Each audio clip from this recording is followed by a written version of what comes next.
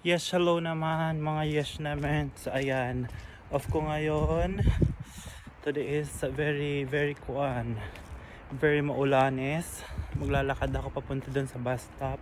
Pupunta ako ng bank dahil ipapaad ko. May itatanong lang pala ako. May itatanong ako. I just want to... Ay, grabe English. Ang lamig. Pero during daytime, wow, English naman. During maaga, hindi naman siya masyadong, ayan, super lamig. Sa gabi, grabing lamig. Yan yung view. Tapos maglalakad ako papunta doon. Ayun, may KFC naman, Subway, tsaka Domino's. Ayan lang dyan.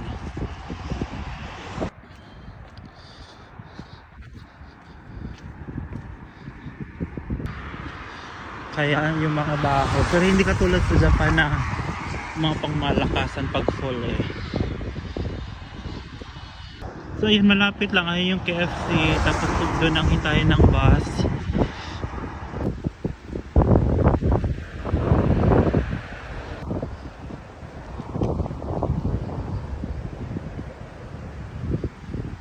Fairness naman dito, yung mga park may ganyan, may basketball court. So, parang sa Japan din.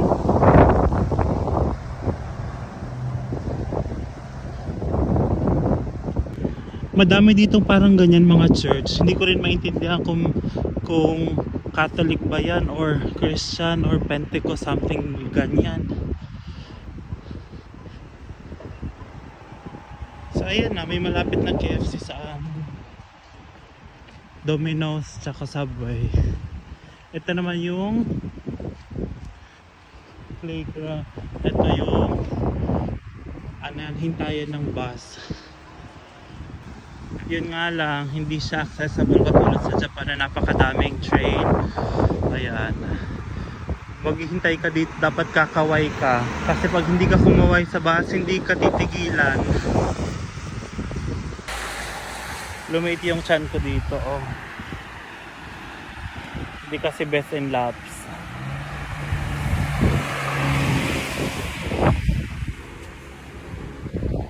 Ang kulimlem. Ayan ang bus.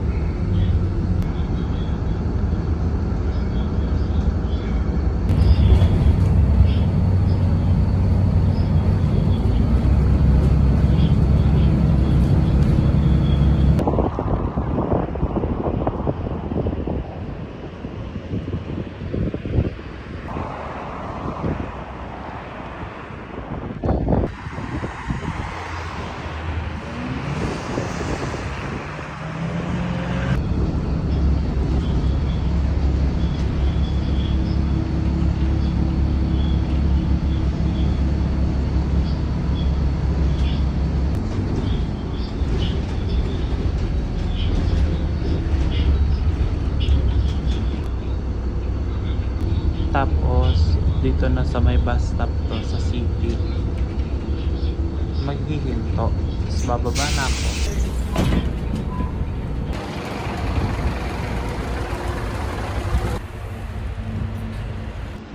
Ito na yung city, oh. Pero meron pa to sa kabila. Nung first week ko ata dito, pumunta din ako sa McDonald's. Tinikman ko yung hiningal ako maglakad. Tinikman ko yung McDo nila and Caribou Blancs. Ito yung itsura ng city, oh. Yung mga construction worker dito naka-drive. Ang popogi din. Super sing si Kuya.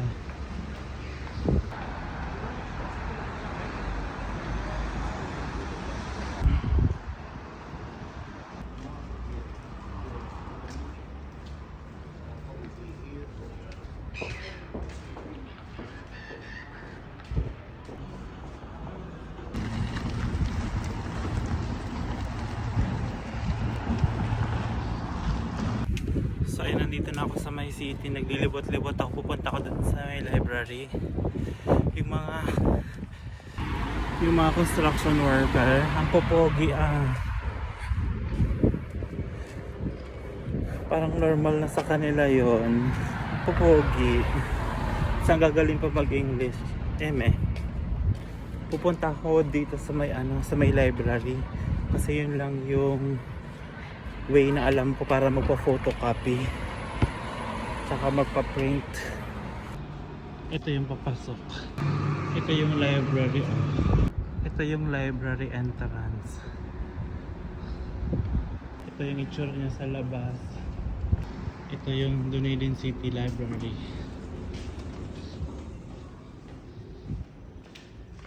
Pwede ka mag-wifi. Pwede ka maghiram ng mga books.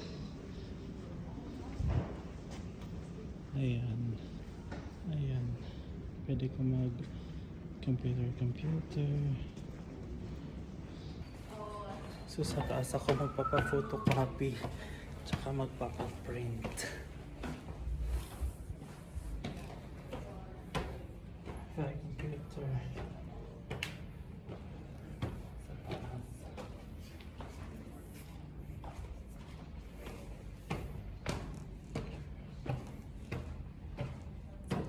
Hindi ako sure.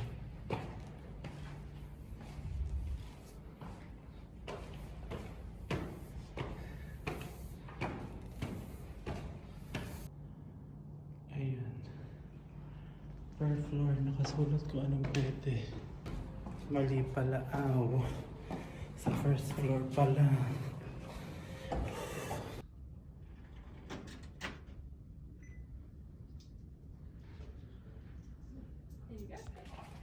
Ayan, tapos ko na. Daming afang. Tapos ko na ang channels. Pwede dito mag-Facebook sa sa taas computer. So, ayan, tapos na. Parang gusto kong kumain. Tapos na ako dito. Maghanap tayo ng grocery store.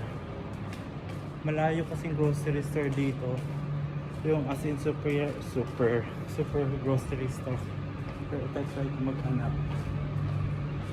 para ma-tour ko kayo. Siyempre explore dito si Auntie.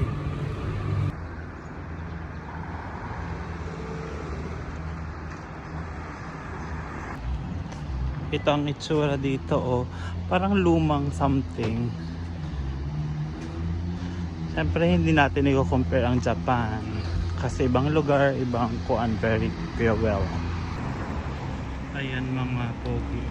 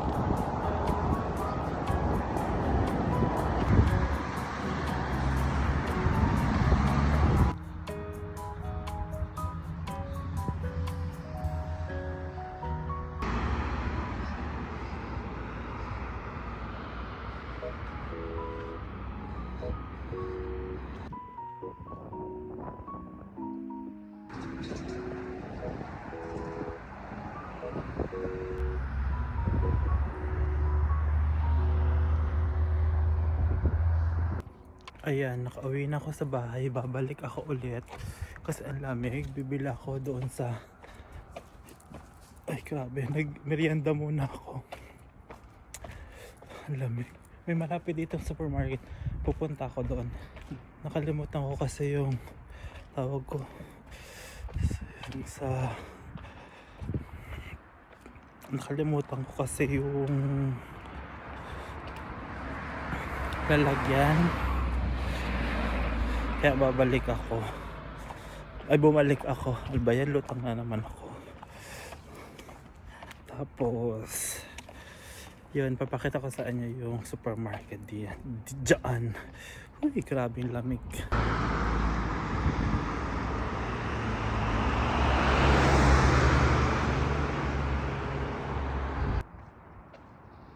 Parang mas maliwanag tuloy ngayon mag-video kaysa nung kaninang paalis ako na hapon. Saan ako? Doon ako sa tuktok na yun. Nakita niyo yun doon.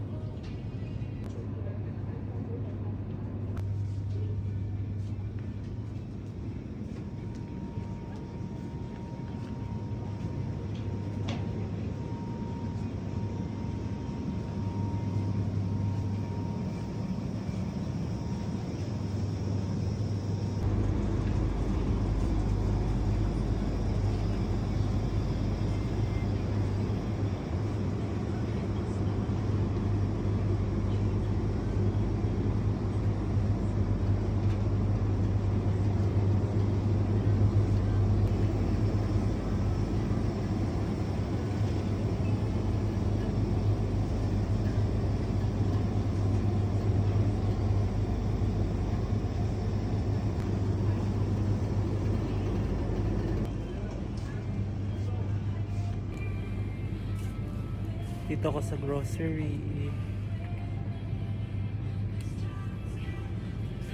So actually parang hindi ko naman masyadong mamimiss ang Japan na mga pagkain kasi meron naman sila dito mga food na available.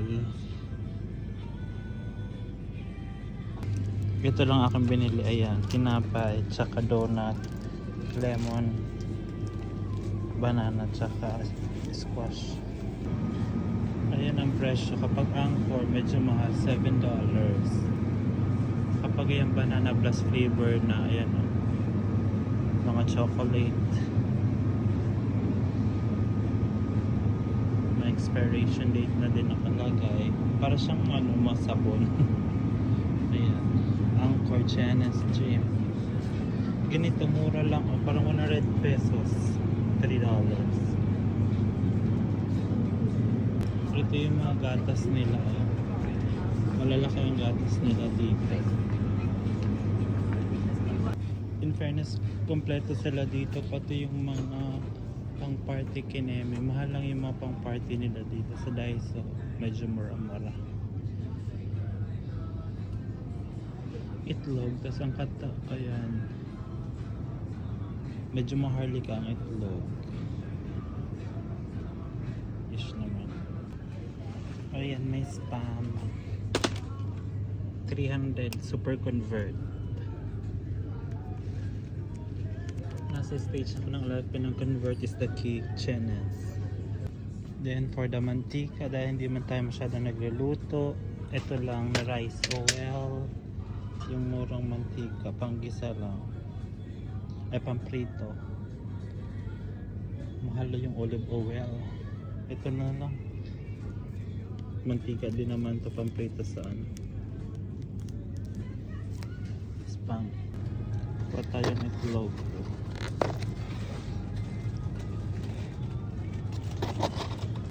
Ito yung mga delata dito. Meron na silang chicken kinemo, chanelen. Tapos ito, may mga over the counter din silang mga gamot for pain and for kuan. Ay, meron din silang inhaler dito. Cold and flu.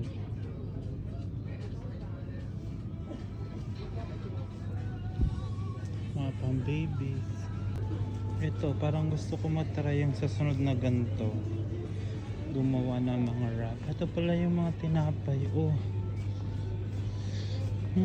Mga mas mura pa to.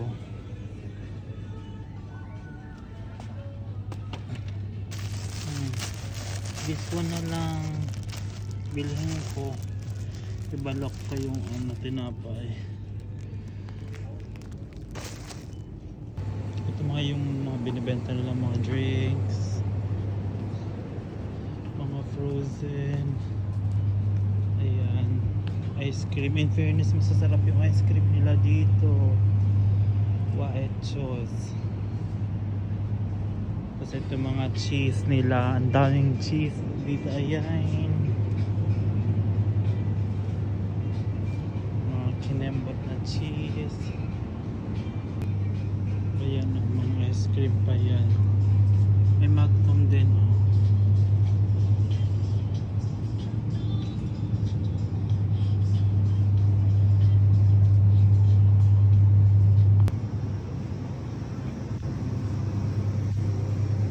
Mga panglahok sa pizza, pizza.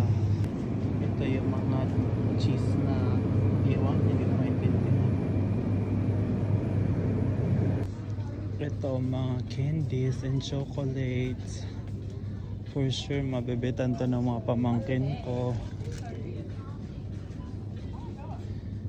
Naghahanap-hanap na ako ng mga idea yung pwede kong bilhin para sa mga sumangkin. KitKat Milo, $40. Para magkano yan? 100 pesos isa.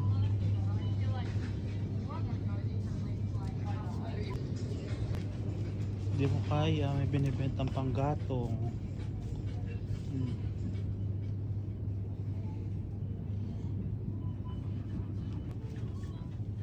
Ito mga tinapay din, oh. Meron pala ditong murang mga tinapay. Doon super mahal sa una. Dito mas mura. Change ko nga ito. Yung mga chichirya dito, may mga mahal naman, may mga mura din. Like mga 70 pesos ang isa. Ganyan. Like ito, $2.70. 3-4. Mura yun, oh. Tapos chicken. $5.50 tatlong peraso. Ay, perfect no. Kas OA naman sa chichirya. Aw. Ito ang isang chichirya.